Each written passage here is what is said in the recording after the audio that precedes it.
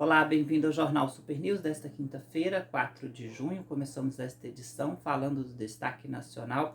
O ministro da Educação, Abraham Weintraub, prestou depoimento hoje à Polícia Federal sobre uma postagem supostamente racista contra os chineses e a origem do novo coronavírus em abril.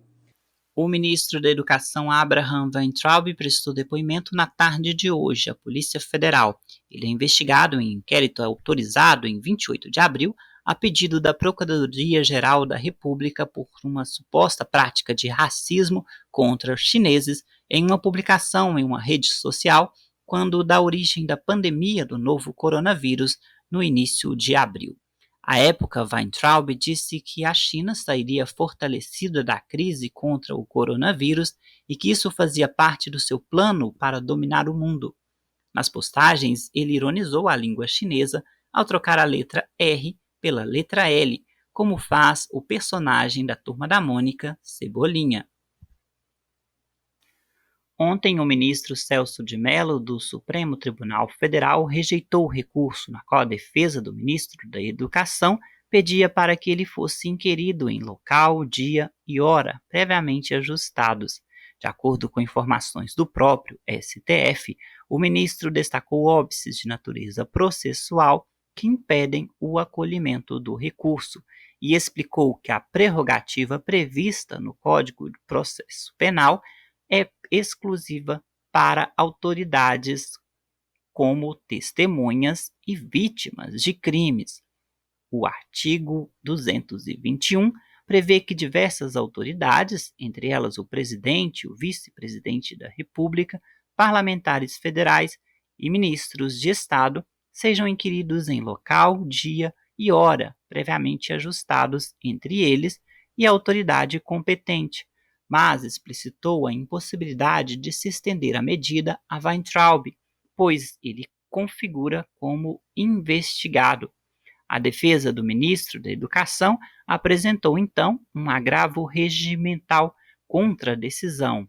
Inicialmente, o ministro Celso de Mello verificou que o agravo regimental foi apresentado fora do prazo de 5 dias contados da ciência da decisão.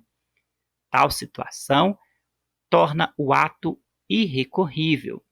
Mesmo que pudesse ser superada a questão processual, o decano do STF destacou que a previsão do artigo 221 do Código de Processo Penal é norma singular e deve ser interpretada de forma estrita. Tal prerrogativa, portanto, não se estende nem ao investigado, nem ao réu, que, independente de sua posição funcional na hierarquia do Estado, deverão comparecer perante a autoridade competente em dia, hora e local por esta unilateralmente designados. Em sua rede social, o Twitter, Weintraub disse, abre aspas, prestei depoimento à Polícia Federal em respeito à polícia. Fui muito bem recebido pelo diretor-geral Rolando e por toda a sua equipe. Agradeço especialmente a você que me apoia na luta pela liberdade. Ele chegou a ser ovacionado por pessoas que estavam do lado de fora.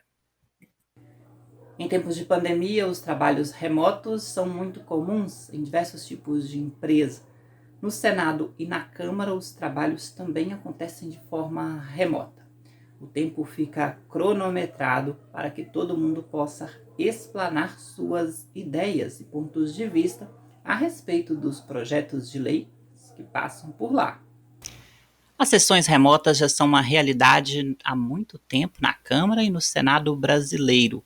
Em março, a Câmara deliberou a liberação dos trabalhos remotos como uma medida excepcional destinada à viabilização do funcionamento do plenário durante a emergência de saúde pública de importância internacional Covid-19. O Senado chegou a ter reconhecido seu sistema de teleconferência durante as plenárias. O reconhecimento veio do Parla Américas, que promove a diplomacia entre os parlamentos do continente americano. Realizado em 1º de maio, o encontro nas Bahamas foi presidido por um senador das Bahamas e contou com a participação dos presidentes do Parlamento da Índia, das Ilhas Virgens Britânicas e das Ilhas de Man, além de servidores de órgãos equivalentes à Secretaria-Geral da Mesa do Parlamento do Reino Unido, Canadá e Austrália. O Senado brasileiro, à época, foi representado pelo secretário-geral da Mesa, Luiz Fernando Bandeira, que apresentou o sistema de deliberação remota desenvolvido pela Secretaria-Geral da Mesa em parceria com o Prodasem. Entre as ferramentas adotadas para as regras de bom funcionamento das sessões, foram apresentados o sistema VideoWall. O sistema de videoconferência proporciona o sistema de deliberação remota que possibilita os trabalhos mesmo se mantendo o distanciamento social durante a pandemia. Nesta quinta-feira, um dos projetos aprovados na Câmara foi o projeto que exige fisioterapeuta em CTI em tempo integral.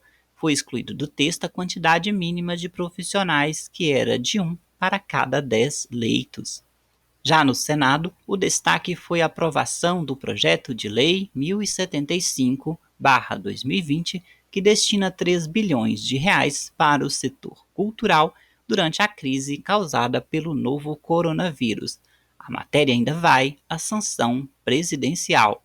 Outra medida aprovada foi o uso obrigatório de máscaras, substitutivo ao projeto de lei 1562 de 2020, que torna o uso obrigatório de máscaras em locais públicos.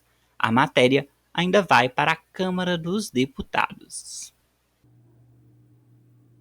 Veja agora outros destaques da edição de hoje do Jornal Super News. A cantora gospel Fabiana Anastácio, muito conhecida na música gospel, morreu na madrugada desta quinta-feira por complicações da Covid-19.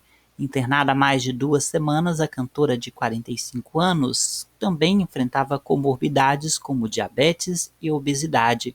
Fabiana era conhecida por louvores de sucesso na música gospel, como Adorarei, e ganhou notoriedade com músicas como Pai, Eu Confiarei. Suas últimas apresentações foram no YouTube, onde ela batia recordes de visualização. A cantora deixa o marido, o pastor Rubens Nascimento, que recentemente foi testado positivo para o novo coronavírus e se recuperou da doença, e deixa também 3 filhos.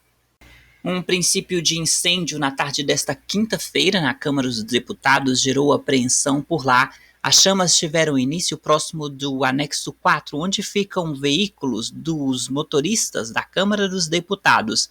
Brigadistas e policiais legislativos combateram as chamas. Não houve vítimas. O Corpo de Bombeiros deverá realizar uma perícia no local para se identificar a origem das chamas. Esta edição do Jornal Super News vai ficando por aqui. Eu convido você a visitar o nosso perfil no Instagram, @Jornal Super News, e ficar ligado na nossa agenda de lives que acontecem por lá. São muitas lives que divulgamos, lives musicais, lives sobre turismo, sobre meio ambiente e muito mais. Visite e fique por dentro do que está acontecendo. Até a nossa próxima edição. Tchau!